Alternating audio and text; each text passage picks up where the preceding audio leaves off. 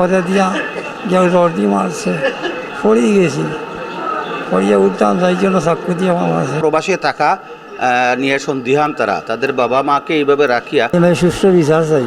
বাজার থেকে তুলা মাছ দিয়া যাইলাম, খদে দিয়ে গিয়া সন্ত্রাসী বা আক্রমণ, খদে দিয়া কেউ রডি মারছে, ওখানে খান ফাটিয়া ও পড়ি 4-5টা মারিকে দেখা দিতে গেলে পড়িয়ে গেছি, পড়িয়ে উঠতাম যাই জন্য চাকু দিয়ে মারছে, অন্য খাওয়া চাকু দিয়ে। বাড়ি আমার রাজনগর থানা, মলিবাজার জেলার রাজনগর থানা, খামার সাহঞ্জন, গোবিন্দপুর গ্রাম। ফলসে জাহিদ আলী, জহির আলী। বিচার তো বেশি চাই, কি হয় মানে সুস্থ বিচার চাই।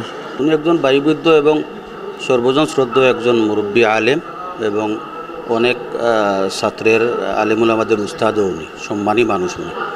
ওনার সাথে দীর্ঘদিন থেকে এই যে জাহিদ আর জহির ওরা দুই ভাই, ওদের শত্রুতা, পূর্ব শত্রুতা আছে। এই পূর্ব শত্রুতার জেরে ওনাকে হঠাৎ উনি চলন্ত অবস্থায় হঠাৎ আইসিয়া ওনাকে এক ভাই রড দিয়া আঘাত করতেছে আর আরেক ভাই চাকু দিয়া ওনাকে আঘাত করছে। আমার ছেলে সৌদির থাকে, তার লগে কিছু বাজারও মুদির দোকান আছিল, ওখানে তারা গেছে, তারা টেকা চাইল, ওটা নিয়ে তার লোকে দেওয়া ভালোটা করছে, 7,000 চাইছে। যথেষ্ট তারা চিন্তিত এবং তারা প্রবাসে থাকা নিয়ে সন্দিহান তারা তাদের বাবা মাকে এইভাবে রাখিয়া প্রবাসে থাকতো তারা যথেষ্ট আপসেট। এবং একটু আগেও তার ছেলের সাথে কথা হয়েছে, সে বলতেছে এই 2-3 দিন থেকে আমার ঘুম নাই, ডিউটি নাই, কিছুই নাই। অথচ বাংলাদেশের উন্নয়নের সবচেয়ে বড় সহযোগী যে রেমিটেন্স যোদ্ধারা, ওনার 2টা ছেলেও রেমিটেন্স যোদ্ধা। এই রেমিটেন্স যোদ্ধাদের পরিবারের নিরাপত্তা যদি সরকার দিতে না পারে তাহলে তো রেমিটেন্স যোদ্ধারা হতাশ হবে।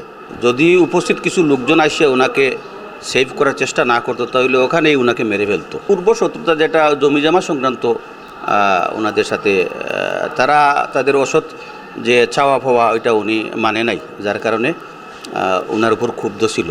পাশের বাড়ির ওরা, একই এলাকার, এবং মামলা হয়েছে থানায়।